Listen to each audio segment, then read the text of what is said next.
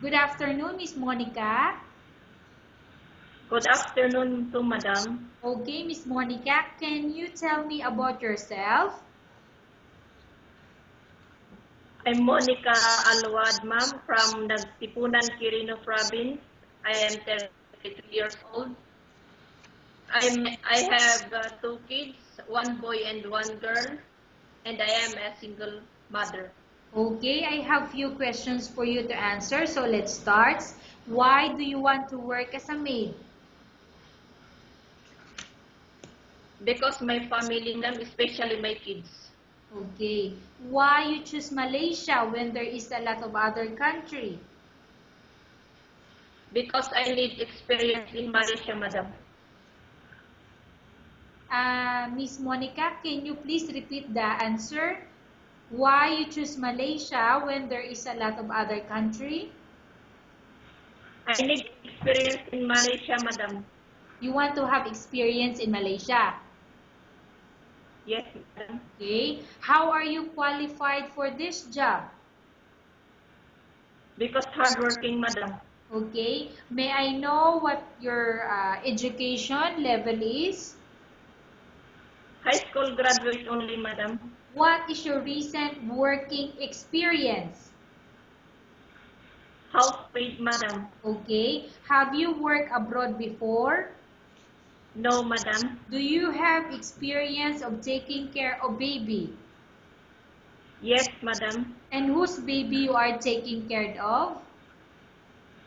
My own baby, Madam. Okay. Do you have experience taking care of an elder or older people? None, Madam. Okay. But are you willing to take care? Yes, Madam, I'm willing. Do you have any other special skills? Cleaning, Madam. Cleaning, okay.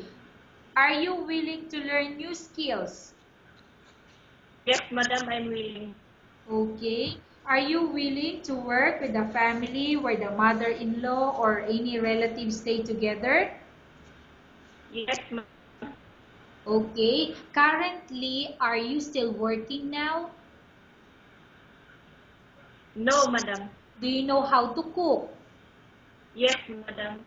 What sort of food can you cook? Filipino food, Madam. Adobo. Okay. Are you aware that you will have to do washing, cleaning, ironing, and cooking? Yes, Madam. From all the house chores or household works, such as cleaning, ironing, cooking, and washing, which do you like most? Cleaning, Madam. Okay. If ever you were selected to work in Malaysia, who will take care of your kids? My mother, Madam. Your mother-in-law, correct? My parents, Madam, my mother. Your own mother, okay. You are not Yes, allowed to use handphone during working hours. yes, Madam. You are only allowed to use handphone after you finish all the works and when going to bed. Yes, Madam. You are strictly needed to surrender the handphone to your employer in the morning, and your employer will return back to you once you're going to bed.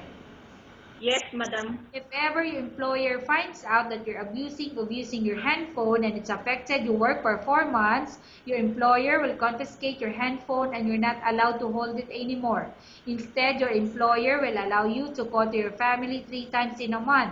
You're only allowed to bring normal phone and you're not allowed to bring smartphone. Are you agreed for the terms and conditions?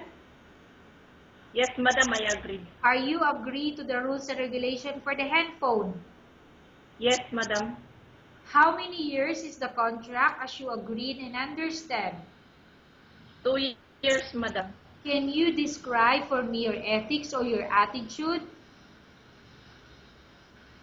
Discipline, Madam. How can you assure to us that you will work hard in Malaysia?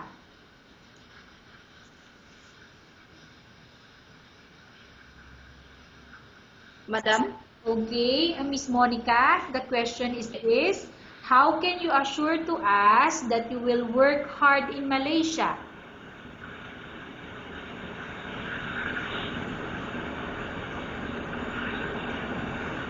Miss Monica, can you hear my question? Okay, how can you assure to us that you will work hard in Malaysia? Hardworking, madam. Okay, so you will work hard. Yes, madam. Can you promise not to use the telephone without the permission of your employer? Yes, madam. Can you promise not to put on makeup but to dress properly while work? Yes, madam. Can you promise not to invite friends and relatives without the consent of your employer? Yes, madam. Can you promise not to ask for advance salary from your employer under any circumstances? Yes, madam. Do you really understand of the rules and regulation of the agency? Yes, madam. Do you pay any placement fee for you to come to Malaysia to work as a maid? None, madam. Do you have any history of sickness, example breast cancer or any other illness?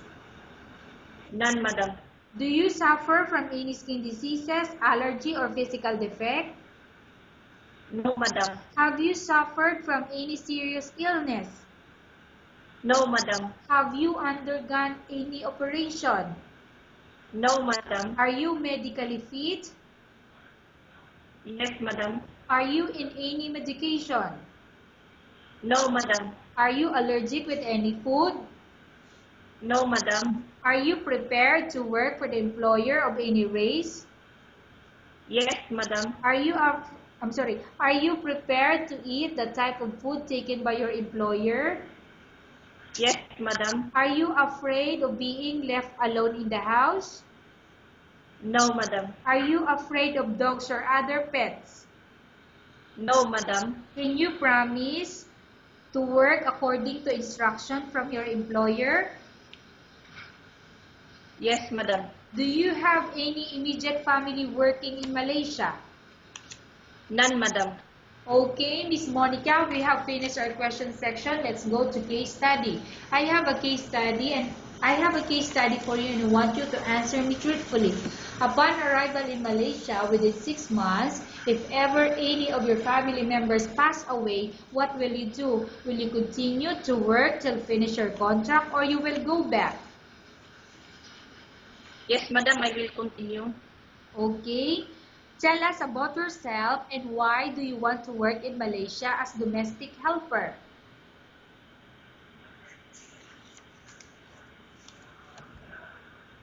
I'm honest, industrious, and Okay, Miss Monica, what do you want to tell to your employer who watching your video? thank you, madam. If the employer I select me, I yes, madam. So, Can you please repeat your answer, Miss Monica? What do you want to tell to your employer who watching your video?